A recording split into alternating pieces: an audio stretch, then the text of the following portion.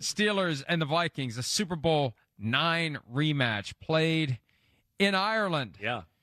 And by the way, this isn't my 5 words or less, but I will say 3 words. Yeah. Bingo, bango, bongo.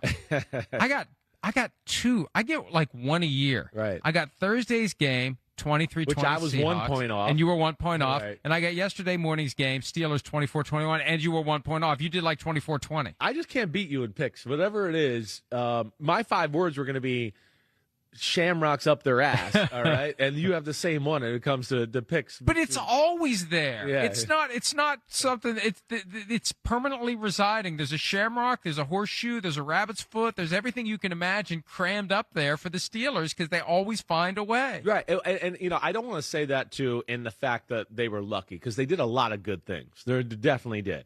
But are they lucky in the sense of, you know, yeah, the defense was opportunistic and making plays, which I don't want to call it lucky. They make plays. That's what they do.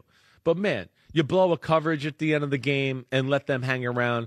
I think the first thing I want to say is end of the half, they have the field goal blocked, and then Minnesota goes down and gets points, 6-point swing. The other part of the game that I just could not believe that happened was that Mike Tomlin let Aaron Rodgers talk him out of it at the end on 4th and goal from the 3.5-yard line, kick the field goal, go up 27-14. They don't do it. They run off a left tackle on 4th and 3.5, which is a lot to ask for when a team's down there playing goal line defense. They don't get it.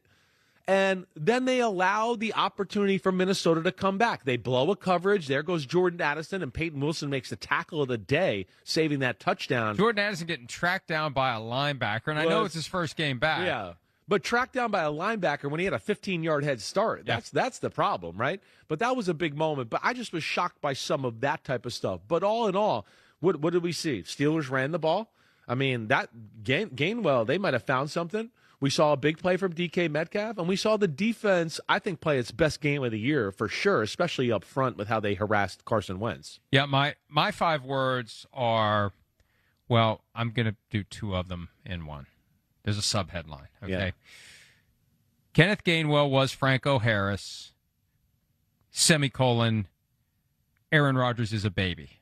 So, I'll start with Gainwell. Okay, let's start there. Let's start with Gainwell. He looked like Franco Harris against the Vikings in Super Bowl IX. Right. Put number 32 on Kenneth Gainwell, although it's been retired. But 19 carries for 99 yards, and it was like there was never a negative play. Like anytime they gave him the ball, he made something happen. He had 35 yards on 6 catches, 6 targets.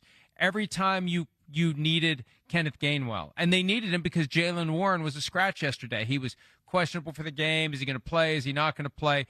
And there were folks I saw on TV who picked the Steelers to lose simply because they didn't have Jaylen Warren.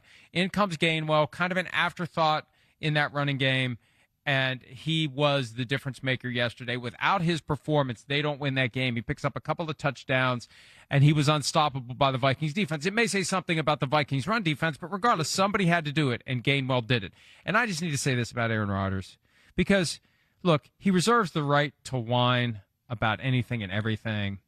And I listened to his full press conference after the game because I wanted to see if he'd have something to say about the Vikings, thinking he couldn't play anymore because he had something to say about the Jets. Yeah, right. Right? Right. And I thought since he wanted to play for the Vikings and they decided to stick with J.J. McCarthy, and so far Aaron Rodgers looked good. He was spry yesterday, had a nice little run. He fumbled at the end. He got lucky. His guy, Broderick Jones, recovered it. But, you know, he says last Friday he wished they had gone to Ireland early, so he could, he wanted them to go Monday so they could enjoy a night Tuesday. with the players and everything. They traveled Thursday night, and he said it. He said it, and he was asked a very general question. Do you have any suggestions with the Irish accent? Do you have any suggestions for the improvement of the facilities or the stadium or anything? And he said, ESPN had a clickbait headline, and it's not the first time they've done it.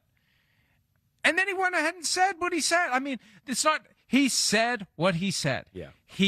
It's not clickbait. It's not taking your words out of context. It astounds me, the victimization, that complex that he has. Like, just enjoy your win. You weren't even asked about it. But to feel compelled to detour and air grievances, every time I think he's grown past that. He reminds us that he will never grow past that because it's just a bad look, and it doesn't help the Steelers. What he said Friday doesn't help the Steelers because the Steelers made a football decision. Art Rooney said it's a football decision to go when we went. Right. At some point, you just got to submit to it. You don't need the other guys in the locker room saying, "Hey, Aaron has a good point." No, you don't have to share your thoughts on everything. Your lead. Right. Exactly. You don't have to share your thoughts on everything.